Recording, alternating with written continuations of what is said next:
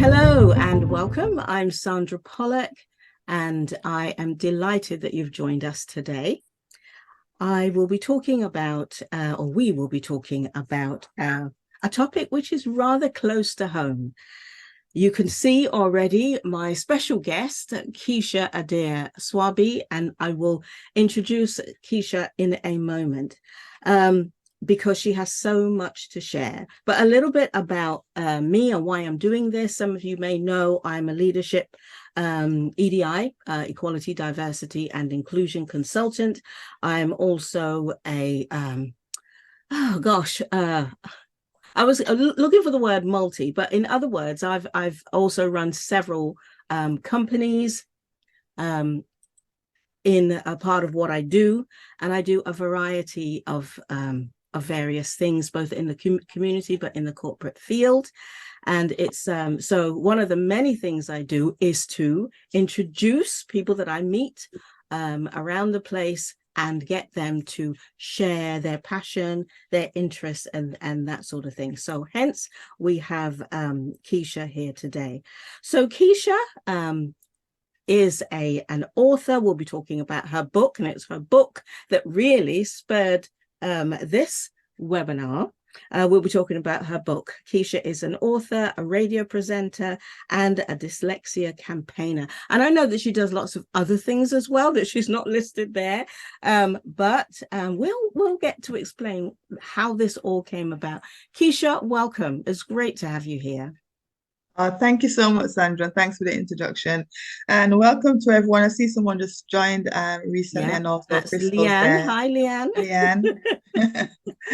Welcome. So yeah, my name is, as Sandra said, is Keisha Adair Swaby, and I came to the UK at the age of 14, and I live in Manchester now with 4 children and my husband. And yeah, last year I graduated from MMU with the Masters in Health Psychology.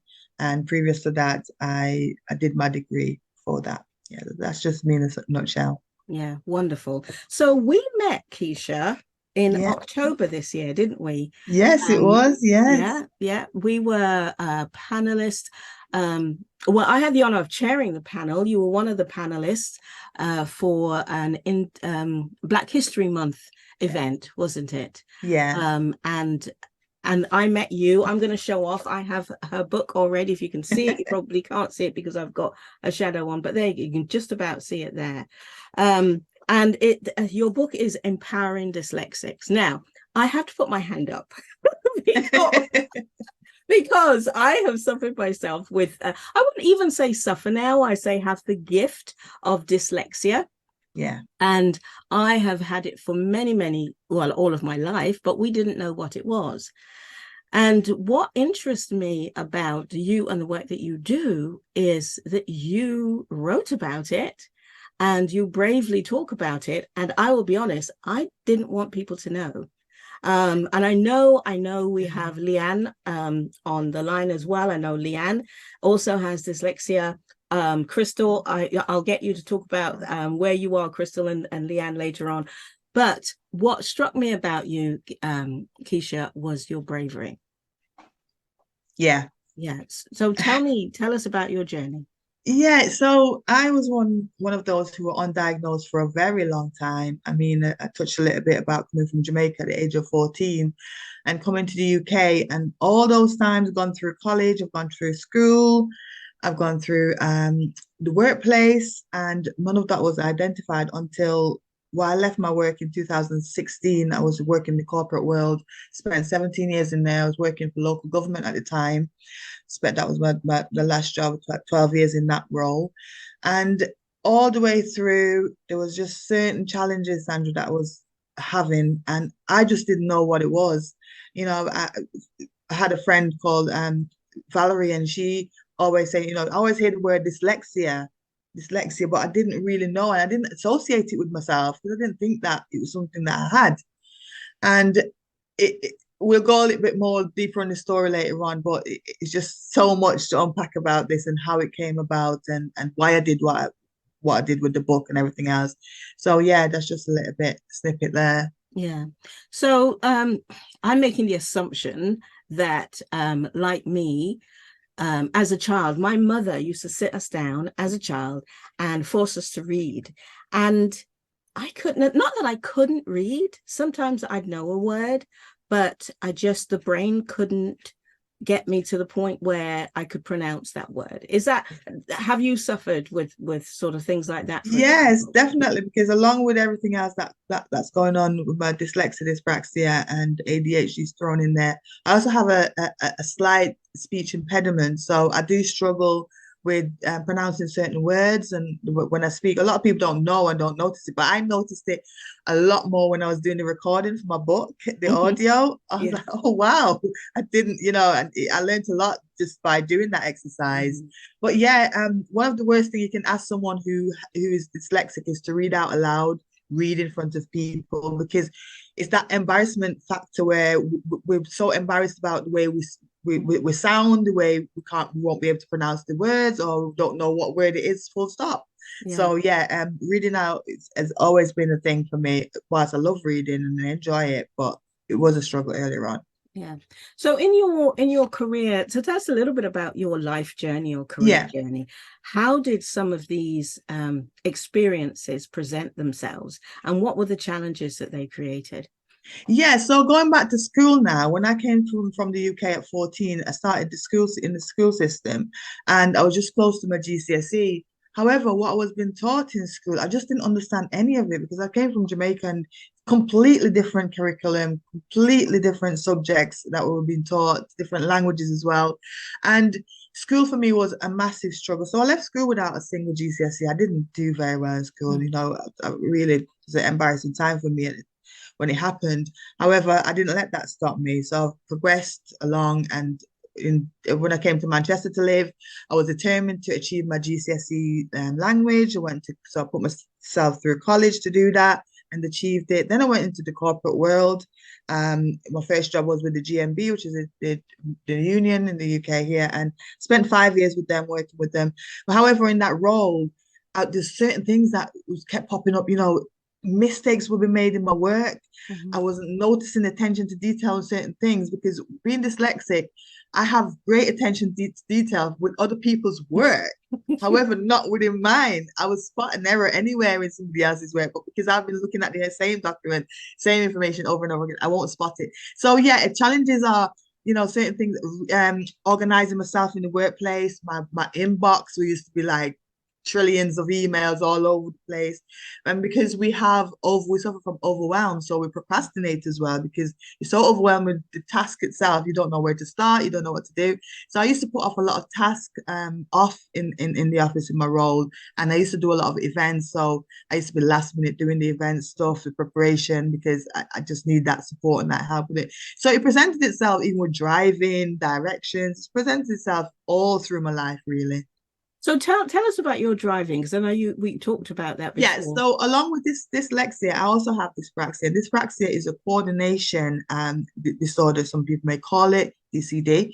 And it's a case of my left to right, I struggle with my left to right, so left and right. So driving, I, I, I might miss the turning because I'm thinking, oh, it wasn't there. It was supposed to be on that side because I'm getting confused with that. Also, roundabouts are an absolute nightmare for me, not just myself. I've got a 22-year-old daughter as well who drives, and she doesn't like roundabouts. She's also dyspraxic. So for me, the driving part is always been a thing of trying to concentrate on the road, trying to listen to the sat nav, trying to look at the sat nav to see which junction to come off on, and all of those things. Can be quite a lot for a Mm. sensory overload in a way as well. So in your journey and in your both self-discovery and sort of research, what are some of the things that you discovered about dyslexia itself? What I discovered about dyslexia is whilst I've had my challenges with it, I've discovered all the amazing things of being dyslexic. And as I say, I champion it, and I own it as my superpower. I own it as my gift, and that's why I have the slogan on my branding is blessed and gifted, because I truly believe that people who are dyslexic, we're all gifted because of the way we think. And the great thing that I champion about dyslexia is the way we are with communication. We are people people's person we are. We really are. We know how to connect with people. We know how to network. We know to share information with others as well. We're really good at kind and sharing things. And other things like, my thinking, I've got big thinking. So I see the end result rather than looking just at the start. Yeah. And the creativity as well. So that's why I in the creative world, I do TV and I do radio and all of that, because that's the creative side of me and that's what's coming through. I also love fashion, and it's always been a passion of mine, my grandma. So it's many ways, but as I say to you, I've always championed, because there's so many negative things that's attached to dyslexia and people who are dyslexic, and people have a lot of fear around it and a lot of shame as well. They're embarrassed to open up, as you said earlier on, Sandra, that it was something that you didn't talk about for a long time, and those are the reasons, going back into our culture and everything else. It's something that we hide because we don't want anyone to think that there's anything wrong with us. Well, there's nothing wrong with us at all. It's just a gift. So yeah. Yeah, I mean, and in terms of our culture, the Black Caribbean or West Indian, African Caribbean culture, do you what do you see as the issues around dyslexia? Brilliant question, Sandra. I'm glad you asked that one. The issue for me that I've noticed, and this is why I was so propelled to write this book and get it published, is the lack of awareness and the lack of conversation that we're having, that's going on. The lack of representation from the community as well, because that stigma and that shame that's attached to it. People are scared of coming out and saying that I'm dyslexic, because it's been so negative in the past that no one wants to say, hold a hand up and say, really look into it and say, hang on a minute, it's nothing to be ashamed of, it's nothing to be embarrassed of. You're not stupid, you're not dunce, you're not dumb, there's nothing wrong with you whatsoever. And those growing up, as you can relate, Sandra, those are the words that we hear quite a lot, and we, because we just soak up information, don't we? So yeah, the Black community, what we need is more conversation. Events like this that we're having here right now is having that conversation, putting it out there, creating that awareness. But the awareness has to be showcasing the positives of being dyslexic, because you can't go down that road, because that's where the problem is. Yeah. Now you made me chuckle when you used the word dunce, because because in our culture that was a word so frequently used. If somebody, and I was called dunce, just because I had these different ways the brain worked differently. But I guess in a way, if we look at our culture and we look at people, we're a community, a culture that's always struggling in terms of the finances, in terms of jobs, healthcare, all of that, healthcare, everything. So going back to your point, who wants to be seen as different or seen as not being able to fit into what would be considered quote unquote normal? I don't like that word. So how do we get over that? How do we get over those struggles? Right. See, firstly, I'm trying to change a narrative in a massive way, where I don't use the word difficulty. I don't call it a learning difficulty whatsoever, because that's a negative word there right from the start. So I say learning difference, because whether you're neurodiverse or not, we all think differently. We can be given a task, same task, someone who's neurodiverse, someone who's not, but we find our own way of doing it. Everyone thinks differently. So for me, it's about that conversation has to be consistently all the time, and it has to seep all the way down to our children as well, Sandra. That's a big thing, because what we're noticing is how many children are slipping through the net, gone through primary school, gone through secondary school, gone through college, and it's only those that are brave enough to actually go on to higher education that they've been identified. There's been so many, if you look out there, there's so many people, universities that they've been identified. So it's that it's changing everything about it, showcasing the brilliance of it, showcasing people like you, Sandra, who's achieved so much whilst you're dyslexic as well, and so many other people who are out there that we can just put to the forefront to say, look at these people, be inspired by them. And I love that. And one of the things that it was like a salve to my heart when I read, the different way of thinking in your book. You it's there so many times, and And I agree with you 100%. If we could only change the way we see how everybody thinks, and we're all different. Yeah. Yeah. Every single one of us is different. There's not anybody that's the same as anybody else. Even I've got identical, twins. I've got I twins, was and going to there's say, no way they're the same. So even different. identical twins, there is always some different.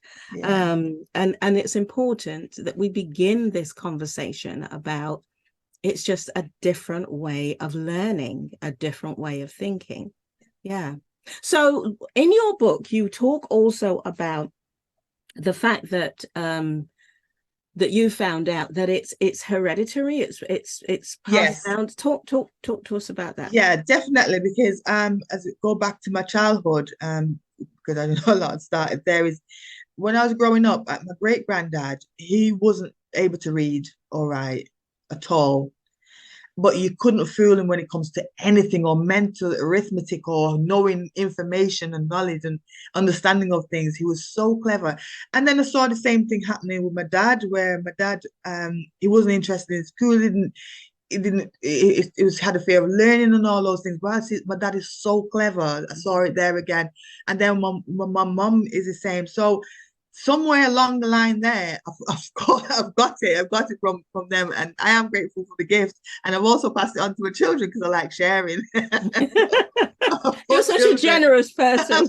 I've got to sprinkle the golden dust everywhere. Yeah. Mm-hmm. So but yeah, it is hereditary condition. So if someone in your family has got it and you've got children, very important to keep an eye on the learning styles. You've got grandchildren, nieces, nephews.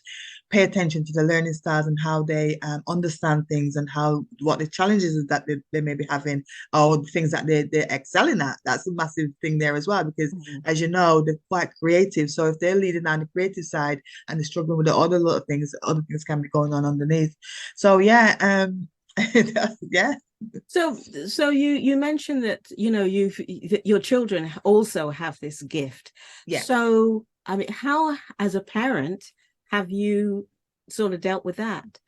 Okay, so my daughter, when I got diagnosed, when I left my workplace and started my degree, my daughter was in college at the same time. So I identified she's always struggled, and I wasn't able to help her, bless her, with the homework and all of those things when she was growing up.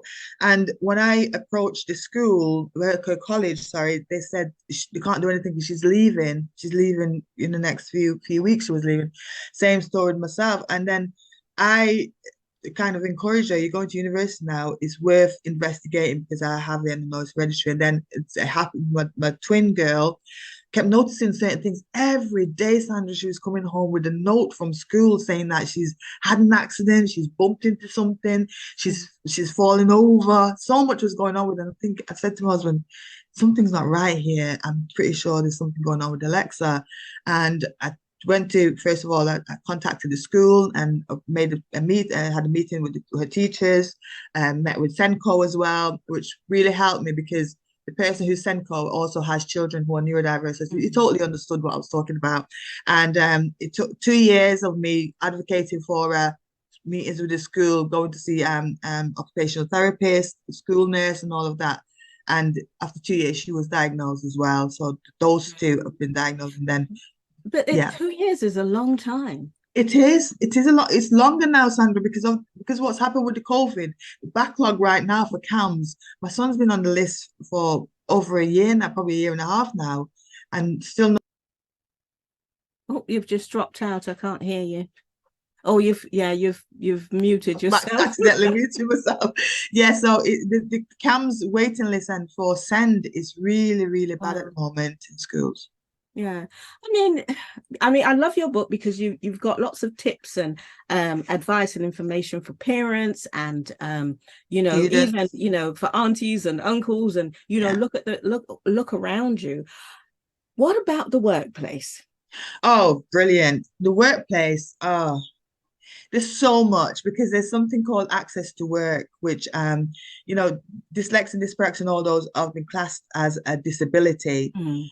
So workplace by law has to provide that support once they're aware of it. However, what you tend to find in the workplace is people don't want to disclose That's a big issue right now. And that's again turning around the narrative about the negative things that's attached to dyslexia.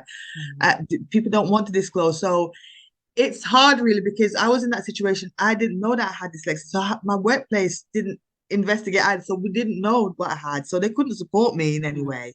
So if you don't disclose, that's a massive thing there. Once you disclose, they'll help you to support you. But I see it as there are two sides of this. A lot of my work is to do with inclusion, Yeah. equality, diversity. And Diversity. actually, this, in my opinion, is one of those diversity issues. So I think Yes. it's a two-sided thing. I think, and you tell me what you think. I think if workplaces, and that's a generalizations, but if decision makers, managers, other people, HR, people within the workplace are more aware of dyslexia Yes. and its impact, then they can provide sort of that training and advice, and people can look out for it. If you look at how things have turned, like menopause now is a big thing within the working environment. So I think that we need to look at creating that same interest with dyslexia, dyscalculus, which is that's about numbers. That I have.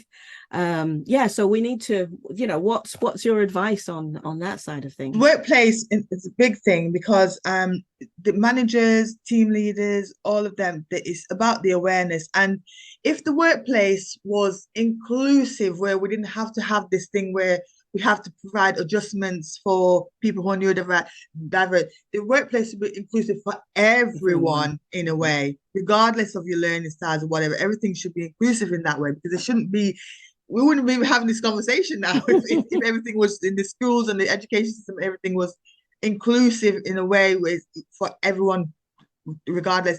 But for the education, awareness again. We had Dyslexia Awareness Week back in October, right? And we had Black History Month. Massive hoo-ha about two things going on at the same time. But what you'll see is the conversation will go zoop, and then next year again, come back to October.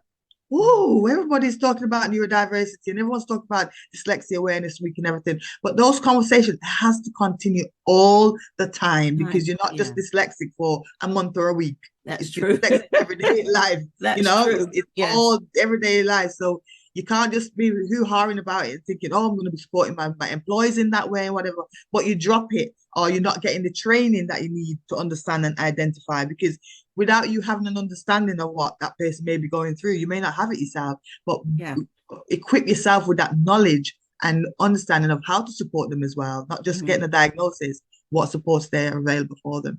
Yeah.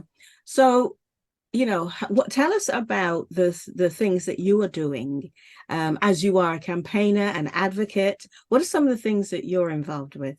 Yeah, so I've been going out to universities and workplace to have that conversation and do sessions for them in the workplace, because what workplace has to understand is it's in your best interest to invest in that employee who are neurodiverse in any way, because the return and the gains that you're going to get from them, from the knowledge, the creativity, everything, big picture thinking, it's going to be really beneficial for your company. And championing organizations like EY, I have to take my hat off to them. Yes, I've got a hat on. I'm going to take my hat off. Yes.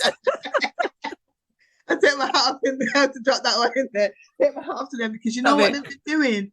They've got neurodiverse center of excellence that they're looking for talents who are neurodiverse because of their skills and the knowledge and everything. So my mission, I'm on a mission now with the book, and next year I want to start going into the schools, doing assemblies, talking to the students, because I went to a university recently, and when I asked what the percentage of your neurodiverse is, 50%. Wow. Sandra, 50%. Wow. That is a massive. Yeah, so that tells me there is a greater awareness out there, but they're not doing the action about it. Yeah, the action's not there. Sometimes it's just talk. And what I notice as well, because of the lack of representation of people of color, coming to the forefront, it's kind of flatlining in a way. It really is. And Mm. the more, as I said, the conversations and people championing the Mhm. greatness of it, that's where we're going to get change. Yeah, yeah. And you and I are of the Afro Caribbean Yeah. grouping, but it's not just us. It's not only our community. No, no. No. It affects every community. I mean, it's like one of the things that I noticed when I started in this space was the misconception of and the image that people associating and what they've been inspired by. You know, for example, I totally love Richard Branson. I absolutely love him. As I said, I love his inspiration of being that amazing entrepreneur. But we don't have the same experience. Mhm. You know, I can relate to you, Sandra, because we've had that similar experience Journey. of the Mhm. intersectionalities as well. However, I can't identify with him. I know that he's got dyslexia as well and he's creative and everything, but we can't. So this is why it's so important for our young people to be seeing people that look like them championing. You know, dyslexia, it doesn't just affect Black people, Asian, white people, it affects everyone in a Mhm. way. So it's Mhm. having that inclusivity and people can see with people that looks like them representing it and championing it. That's where Yeah. a massive change can be. Yeah, yeah. And that is so true. I mean, what I want to do at this point, I know we have Leanne Bonner Cook, MBE, who's on the call with us, and we also have Crystal Voyle. Crystal, if you want to come on camera, please do. So I'm going to pick on Leanne because I know her very well, and I know that you're also dyslexic. Would you like to share some of your experiences then? You're still on mute though. Yeah, there you go. Hi, Yeah, Leanne. sure. Hi there. Hi. Really interesting. Thank you. And I think for me, I wasn't diagnosed whilst I was at school, and I think it's one of those things that you were just classified as being stupid or different, and I absolutely agree with you. And for me, it's my ability to read and digest information. I find it like nigh on impossible. I hate reading, and the way to overcome that during school time was starting from reading in front of a class of 30. So that was really going to work, wasn't it? Send these to all sorts of disruption in yourself and the way you behave. So it has a real negative impact. And then when I was diagnosed later in life, it's then starting to work about how do you make it work for you. Mm. And which methods do you find? And I think we just, it's amazing for me how many dyslexic people there are out there and how Yeah. we all find our own approaches and methods to dealing with it. So a couple of examples I have is that in terms of I've always done consultancy firms and software firms. So for me in workshops and things like that, it's always been get somebody else to write for you on the board, because otherwise you've got like loads of spelling mistakes and my writing shabby as well. So that's one way of overcoming that. In terms of from a reading perspective, it's great now that there's audio books out there, but I don't have the ability to concentrate for great periods of time even to listen to an audio book. So for me, things like Blinkist that have come in, where it's 15-minute snippets of books, again, are a game changer because it means that you can continually be improving your knowledge in your way. And I Mm. think it's about finding your own pathway to that journey. And I agree with you, it's not a difficulty, it's about seeing it as a difference and how you overcome that difference as anything else in life. Yeah. Absolutely. Oh, thank you so much, Leanne. That's brilliant. Yeah, absolutely. And Leanne has achieved so much Yeah. in the business field and continues to do so. Do you think, Keisha, that because I'm sure I read a study somewhere that says a huge percentage of entrepreneurs Yep. have dyslexia. So do Yeah. you think that we push ourselves because of what the struggles that we have? I love that question because you know what? Being dyslexic, we cannot fit in that box that the people try to fit us in. You know, being around in the desk, I was one of them who's behind the desk every day. And it's when I left that job and think, oh my God, look at this massive world. That's beyond outside. I'm like, and so it's a case of we definitely do we push ourselves because over 50% of entrepreneurs are neurodiverse dyslexia in a way, dyslexic in a way. And that reason is we have to create our own processes as well, our procedures, Yeah. because we will struggle with the procedures that's been in the corporate world or wherever you may be working in. And as I love what Leanne said, is finding ways of make it works for you. We've all have our own strategy. we have to have them because we didn't know anything else. So we have to create that thing for us. But definitely entrepreneurs, if you look, there's so many of them got ADHD, got autism, got dyslexia, because and people, it's ADHD thing is so good for the business sense, because people look at someone who's ADHD and thinking, how are you doing so much things, all of those things, but we have to, because we get bored. It's like, for example, in my own life, even watching TV, if you look on Netflix, my continue to watch list is forever, because I start watching it, and if it doesn't grab me, I'm gone, I'm off. And that's my attention, and I can't even pronounce it now. Yeah. 100%. I tell you, talking to you is like talking to myself, because because there's so much of what you say that I think, oh my goodness, that's me. And for a long time, I just thought it was me, something was wrong with me. And similar to you, because I did my master's in creative writing in wow. I started in 2017, finished in 2 years later, 2019. And it was just about 6 months before I finished that I actually plucked up the courage to get tested. Wow. And if I had only gotten tested earlier, that would have been so helpful. Yeah, because you'd have got a little bit of support there, Sandra. Yes. Wants to know that you have got dyslexia, because universities are great with that. Yeah, but as we've said, I didn't want to get branded, and probably like you, because you mentioned this, you said you'd heard this word dyslexia.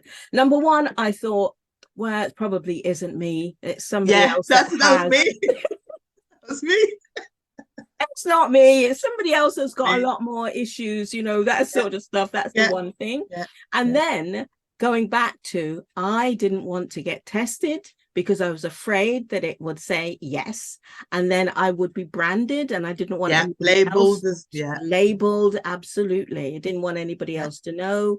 And I worried, and this is, I think, one of the big issues in the workplace. How's that going to affect your career chances, your financial chances? So how do we overcome that? Well, how you overcome that is, I had the same situation, Sandra, when I was in the workplace, and 4 times I tried to progress. However, each time I had the interview, there was a test attached to it. So for me, if workplace became so inclusive and everything, it would not be holding people back regardless of what they're going through. Because, for example, get rid of these psychometric testing, and they're no good for people who are diverse. We don't do that very well with them. And test exams, all of those things, assessments, we don't do very well with those. Well, find different ways. Find different ways. Another thing, like, a lot of companies are scared of, if they're having an interview, if they're recruiting, they have an interview process and all the whole recruitment process. They're very scared of sending out questions before the interview. Those are little things that will help people, regardless if you're neurodiverse or not, because you'll be able to have that time to prepare. And that what happens is, because we struggle with the time management and the organization side of things, those are the things that are holding us back. So make everything really inclusive, simple. Stop sending having meetings, 4-hour meeting for nothing, just to sit down and discuss whatever, and stop giving people documents that thick with millions of text where they're going to look at it and think, what, I'm too overwhelmed by this. Just looking at the huge amount. It's overwhelming. Make things really, you're doing your paragraphs, and I have a friend who always put up, you're doing a paragraph, make them very small, 3 lines at most, because our brain will just scan for the information and take what we need from it. And so on that note, I've got your book in my hand, and what I noticed is that the text is a certain way, and it's written in a certain. Tell us about the process of what you thought about when you wrote your book. The book, I get overwhelmed by thick books with very small writing. I struggle. I really struggle. My eyesight is not bad in that way, but I just find it's a niggle for me. So when I was doing my book, I had to think about, I'm a dyslexic person, and other people who are dyslexic are also going to read my book. So the font is dyslexic, it's open dyslexic, which is the dyslexia friendly font. For me, everybody's different, as I say, everyone learn different. But for me, that font, and a lot of people have commented on the text of it, that is great. So the process for me, and I had to make sure that it wasn't white paper. It wasn't what, but the page is like a off cream color. Yes, Can't see it it there, is. but it's an off cream color. That was important for me because words dance on pages for us when we look at the white page. So that was important. And the text as well, the size of the text and the font and the spacing, all of that I had to take into consideration.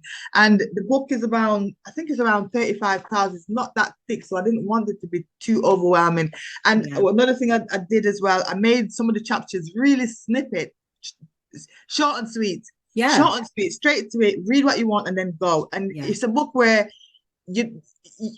I'd like you to read my whole story, but depending on what you're looking for, there is something in the book where you can just turn over, look in the contents page and say, oh, parents, workplace, student, all of these things that you can just turn into the book and just have it as a quick reference to and get some, some tips in here. How long did it take you to Okay, so I book? finished my master's last year. I graduated last year, July.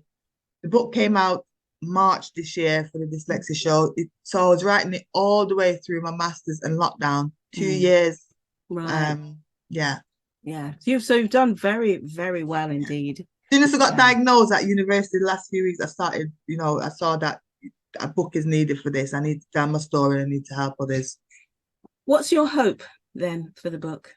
My hope for the book, my big dream is one day to do a film. Oh. Yeah.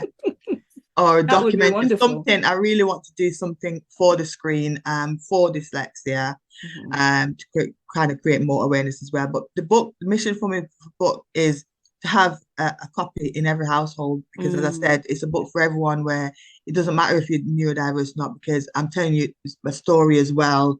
So everyone knows someone who's dyslexic. Yeah. I've noticed that.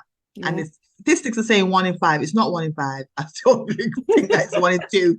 I think it's 1 in 2. I seriously do. And there's so many situations where I'm in certain places. Like sometimes I'm on set and I'll just mention the word dyslexic and I just hear everyone say, oh, I'm dyslexic too. I'm dyslexic. Like, oh, wow, we're just everywhere. Yeah, that's what Leanne is saying. And when you make the point that it is hereditary, yes, then that adds to that. Yes, it does.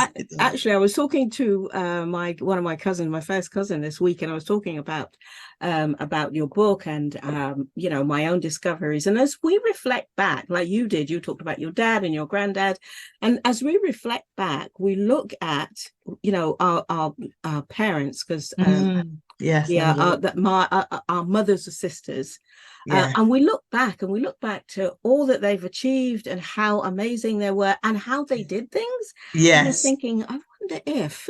Yes, you do. Because I'm thinking, I look at my great granddad and think he was so clever, and I've learned so much from him. And he couldn't read all right. Couldn't read all right at all. Yeah. Now, I know, Crystal, you're still there. I just want to give you the opportunity to ask a question or to share a bit of her story. Yeah. If there's anything, please feel free to Thank share. you, Sandra. Thank you, Keisha. I'm having this is such an amazing webinar I'm having, but I'm having a real neurodiverse day. I'm in a darkened room. I'm going to switch on briefly, but then I've got to take off my glasses. Yeah. Otherwise, the glare is too much. Yeah. Okay. So, that sounds like visual stress as well, there, Crystal. Yeah, absolutely, absolutely. And I have my diagnosis is dyspraxia and autistic spectrum. Okay. Right. Yes. Yeah. But I identify with dyslexia because my husband is dyslexic. Right. So he also had, as an adult, his diagnosis, but also because I realized, I saw how brilliant and talented and everything he was, and he was so keen to go to college and everything. But a few years ago, you could not really access support without testing. So we went locally, and we were, Dyslexia Action used to be in town, but they would not even touch sides without £450. Well, yeah. So Yeah, so we ended up writing to our MP, Jonathan Ashworth, and Barry was referred to the local college where he had support. But then they lost the funding for adults because they wanted to focus on young people for GCSEs. So I think that is a big thing, that for older adults, the support is just non-existent. Mm. Wow. Yeah. You know, for dyslexia, Yeah. because he is just the world's most brilliant person. Yeah. And you know, as you know as well, Sandra, and everybody, you just so capable. Just you can just do things and make it happen and everything. It is just that barrier. And he's quite a bit older than me, but his memory is. I am so envious of his memory and immediate recall. I've stopped kidding myself that I can remember without a pen and paper. Mm. Yeah. Yeah. So, and the dyspraxia thing, I have a background in nursing and midwifery and so forth. So I think I'm left-handed, and growing up, I always knew I was different, but I put it down to being left-handed. Yeah. So I've always adjusted things. I would hold it upside down, or I would go back extra with nursing training, and especially with midwifery with instruments. I think I had my angels there because I've often had doctors who were left-handed, and they would show me how to. So I managed very well. Yeah. But I did have, fatigue is a big thing, and I found that I had to, pace myself. And we worked incredible hours in South Africa, and it was very, it was demanding. But when I trained then, it was a lot more regimented, militaristic. Then it's easier for the younger people now. But it was also, I think, the routine helped me a lot, because it helps me now when I have a complete sensory overload, and coming out of a meltdown. That nursing training of things happen in sequence helps me, because when you do have a meltdown, and when you have it, just you've got to work things out because of dyspraxia, you're all over the place, all the colors run. And then it is my nursing training that helps me to go back and have a reductionist approach and start from, the most basic things. So I've learned to hold instruments the way it suits me, and as I say, angels in doctors and that were left-handed as well, who would show me that you can be as effective of delivering with just holding your instruments differently. Oh, that's great, Crystal. Yeah. So lots of help. We're very lucky. Things are a lot easier now. And we need to continue having conversations like this, that to see that, one can have fun. Yes. That's good, Crystal, because my daughter's also left-handed like yourself. She's dyspraxic as well. Yeah. It's a massive thing, because I signed up for wherever things, because they brought out a left-handed scissors, which is very expensive, didn't work properly. So I signed up for all these things to say, look, I'll test it for you for free. And I'm forever researching what is available. And when something is difficult for me, I go back and I disassemble it to see why it is difficult. But isn't that a gift? Isn't that a gift? Yeah. In terms of, we talked about we find different ways of working things out. Yeah. It's a part of the gift. Yeah, it is. But it takes a lot of it. Sorry, Keisha, it does take its toll in terms of energy. Because fatigue, and you've got to manage it. Otherwise, you get a breakdown, and everybody just says mental health, anxiety, depression, various diagnosed mental health. It is sensory overload. You've got to manage that. Definitely. Yeah. Because you were going to say, Keisha. Yeah, we are solution driven, so we'll find if there's a problem, if there's an issue. I know, Sandra, you're just like that. If there's a problem, take it apart. You're gonna sort it. You're gonna get it sorted and get it done, and that's how we do. And another thing with this, if we can hyper focus as well. If we've got something to do and we need to get, like, you're losing something in your house, and you need to find it. You're Yeah. not going to stop until you find that Absolutely. object. Yeah. You're not Yeah. going to stop because we are, that's how we are. We like to Yeah. get things done, solution driven. And Absolutely. yeah. Yeah. And there's the other day, we need to hear, Sandra, you will tell us where we can get hold of Keisha's book, yes? Yes, Yeah, I we think do. there is a link. Where are you based, Crystal? Where are you based? I'm in Leicester. I'm in Yeah, she's Leicester. in Leicester. Okay, I'll send you the link then. I'll Yeah, put the link brilliant. Thank in you. the group. Yeah, in the Yeah. chat. Yeah. Yeah. Yeah. And Yeah. I'll send it to So- Sandra. Sandra can send it over as well. Yeah. Yeah. I think it's absolutely amazing that the world is changing, maybe not as fast as we would like it to change, but actually the recognition of these different ways of learning, different ways that the brain works. Whereas, you know, we're coming from a perspective where this square box is the way things should work. And Yeah. if you can't fit into this square box, then there's something wrong with you. Not that there's something wrong with a square box, but Yeah. that is changing. And you know, this is again why I wanted us to have this conversation so that we can continue to push that change. And actually, Keisha, I have to again say thanks to Keisha, because you sent me a link for ADHD. Yeah, it's RSD and ADHD. It was the ADHD one, and RSD is a part of having ADHD. Yeah. And I thought, I'll just give it a go. And to my astonishment, I know it's only an online. Oh, you mean sorry, Sandra, you're talking about the ADHD link? Yes. Oh, yes. And to my astonishment, I know it's only an online thing, and it's, you know, but to my astonishment, I came out 75%. Yeah, clear indication. That's a clear indication. Clear indication, which you think about, you look at what people do, and people, as you said, say, oh, how do you do so much thing? But I have to. Yeah. I wish. Oh, that's so brilliant. Sometimes I wish I could sit back and sort of do just one thing, just focus on one thing. That's not possible for me. No. None of us. It's not. No. It really isn't.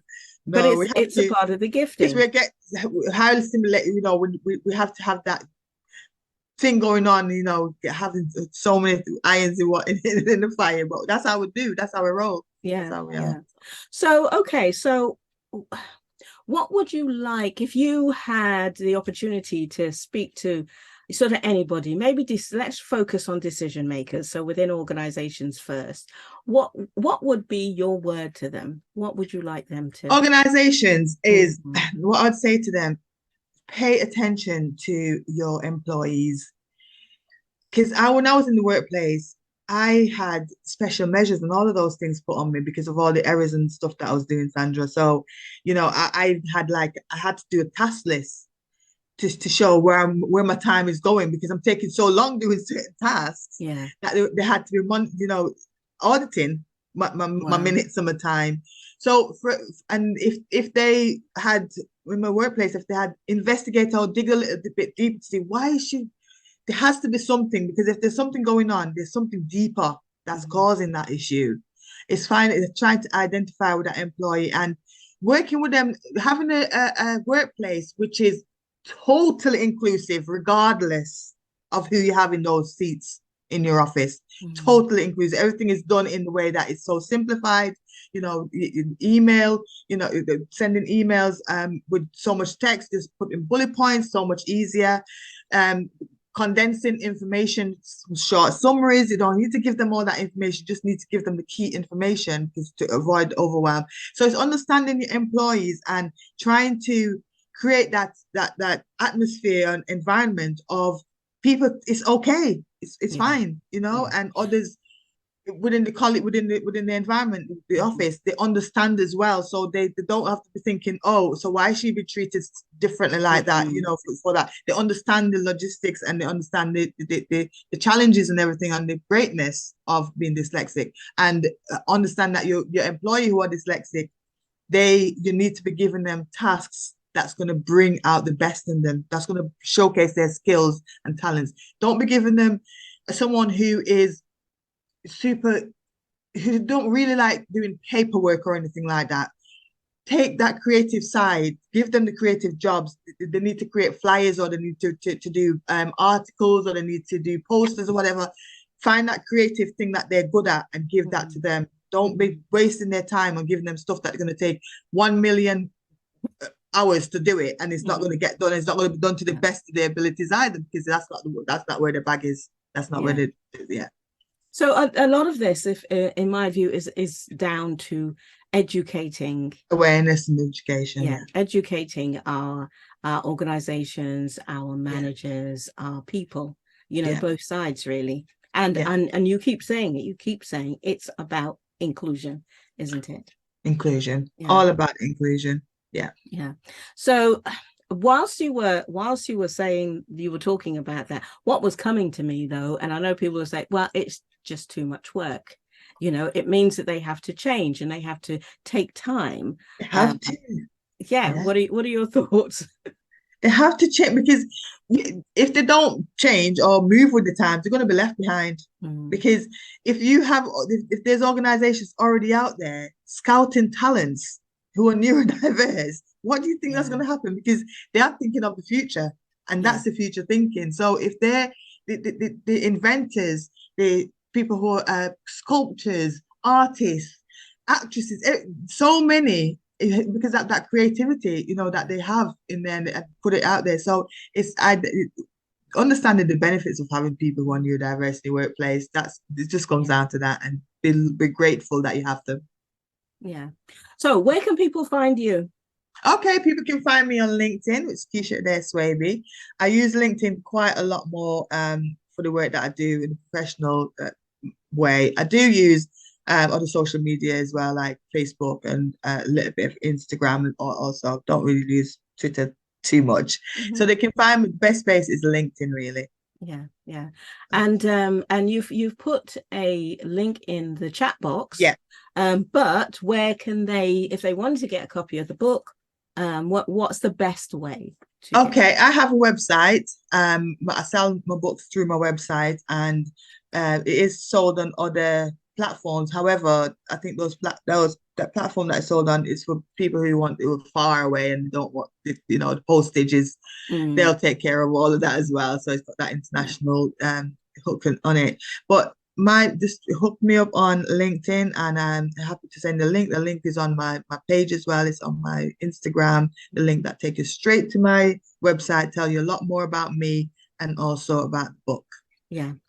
And I know we were going through things. I know that you're quite passionate about how we treat our young people and that sort of thing. So I want us to not forget our young people in wrapping up.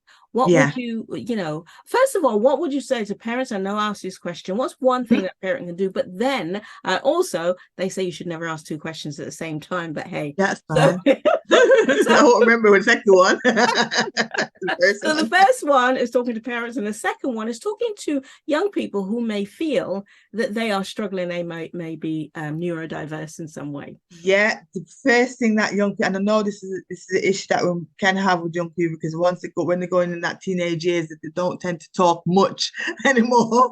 But it's for them to be able to access the support that's there. It's important that people around them know what's going on, whether there is something. If there's nothing, hooray, there's nothing, but if there is something, at least and you can access that support. And it's very important for our young people, children in schools, anyone who's feeling that they're struggling in any way, it is something that's causing that struggle. Get to the bottom of it. For parents, pay attention to the way your children learn things. Pay attention to their interests, what they're interested in. Pay attention to what they struggle with, because that can also be a good identifier. Because if they're struggling with the math side of things, look, why is it they're struggling with maths? Why are they struggling with the English? Paying attention to them and be the best advocate that you can for your child. Be the best advocate, because you know your child. Oh no, we don't notice those things, but you spend a lot more time with your child. You know your child inside that.